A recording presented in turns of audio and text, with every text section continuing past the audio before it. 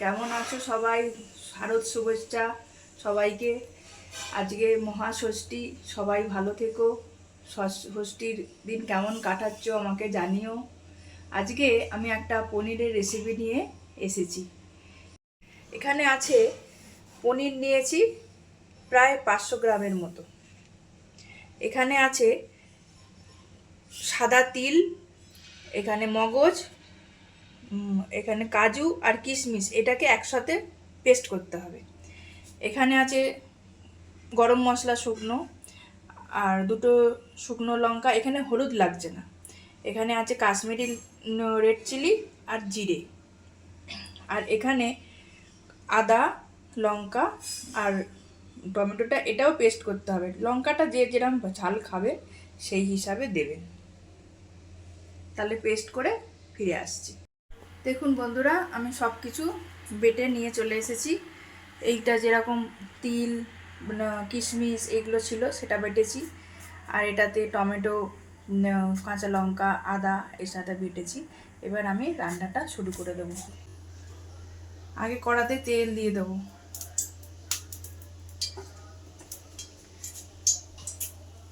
এবারে শুকনো লঙ্কা আর গরম মশলাটা ফোড়ন দিলাম,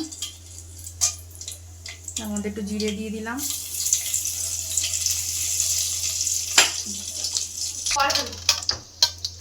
একটু ভালো করে ভাজা হয়ে যাক। ভাজা হয়ে গেলে এবার লঙ্কা, আদা আর টমেটো বাটাটা দিয়ে দেবো।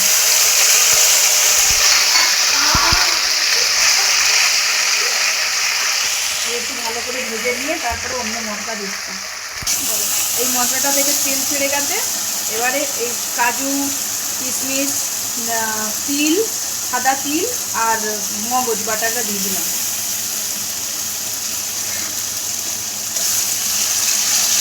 একটু ভালো করে কষাতে হবে। এটা এইভাবে ভালো করে কষানো হচ্ছে। এবার তেল ছাড়লে তারপরে গুঁড়ো মশলাগুলো দেবো। এবারে শুকনো মশলাগুলো দিয়ে দেবো। কাশ্মীরি লাল মির্চ আর জিরে গুঁড়ো। এর মধ্যে নুন চিনিটার পরিমাণ মতো নুন আর চিনিটাও দিয়ে দেবো। এটা একটু মিষ্টি মিষ্টি হলে ভালো লাগবে।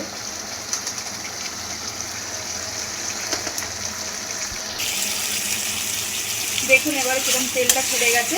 এবার একটু সামান্য জল দিয়ে ফুটিয়ে নেবো, নিয়ে পনিরগুলো দিয়ে দেবো।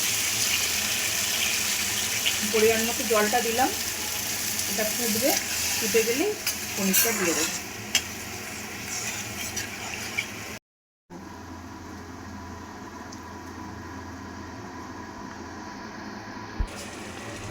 এবারে দেখুন আমার পনিরটা হয়ে গেছে।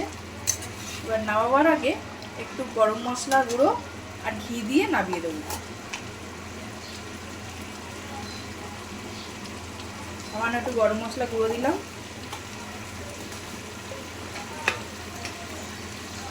একটু ঘি দিলাম। এবার বন্ধ করে দেবো। আমার পনিরটা পুরো রেডি হয়ে গেছে। দেখুন কেমন লাগছে। আপনাদের যদি ভালো লাগে না বাড়িতে করে খাবেন। এটা লুচি, পরোটা সবার সাথেই খাওয়া যাবে, ফ্রাইড রাইস সবার সাথেই খাওয়া যাবে। সবাইকে শারদ শুভেচ্ছা রইল।